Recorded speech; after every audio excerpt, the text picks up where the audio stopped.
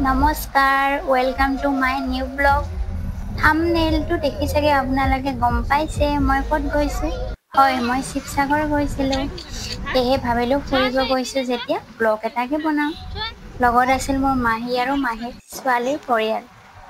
যিহেতু মোৰ ল'ৰা স্কুল আৰু হাজবেণ্ডৰ ডিউটি আছিল, সেইকাৰণে মই তেওঁলোকৰ লগত গ'লোঁ।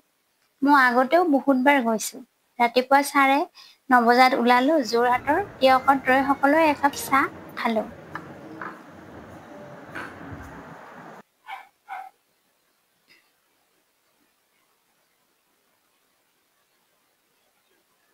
আমি 12 বজাত পালোঁ শিৱসাগৰ। প্ৰথমতে শিৱদৌল দৰ্শন কৰিলোঁ। শিৱসাগৰ পুখুৰীৰ কাষত অলপ ৰলোঁ।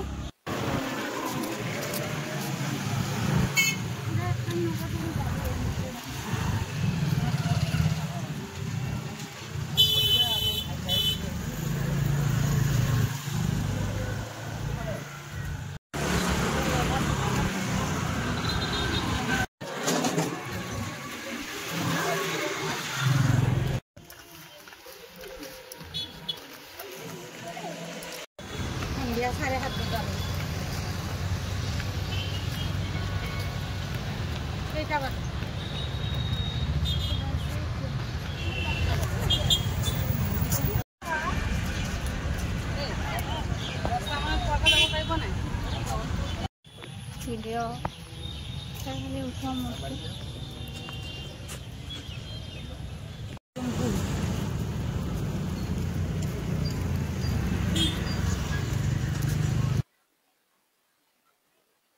তাৰ পিছত আমি ৰংঘৰ চাবলৈ গ'লোঁ। সকলোৱে জানে ৰংঘৰৰ পৰিৱেশ বহুত ধুনীয়া। ৰংঘৰৰ ভিতৰত সোমালে মনটো কিবা ভাল লাগি যায়।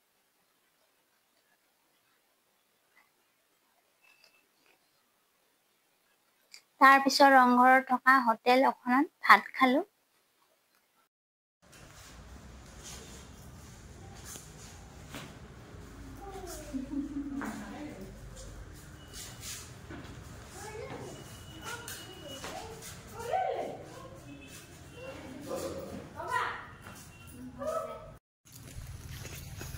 ভাত খাই উঠি আকৌ তলাতল ঘৰত সোমালোঁ।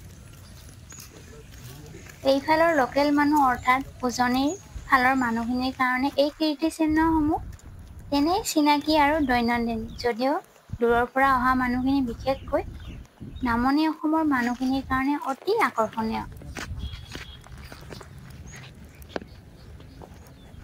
শেষত আমি ঘৰলৈ উভতিলোঁ। আৰু এয়াই আছিল আমাৰ সৰু ভ্ৰমণ। এটা কথা, মোৰ চেনেলটোত ছাবস্ক্ৰাইব কৰিব নাপাহৰিব। ধন্যবাদ।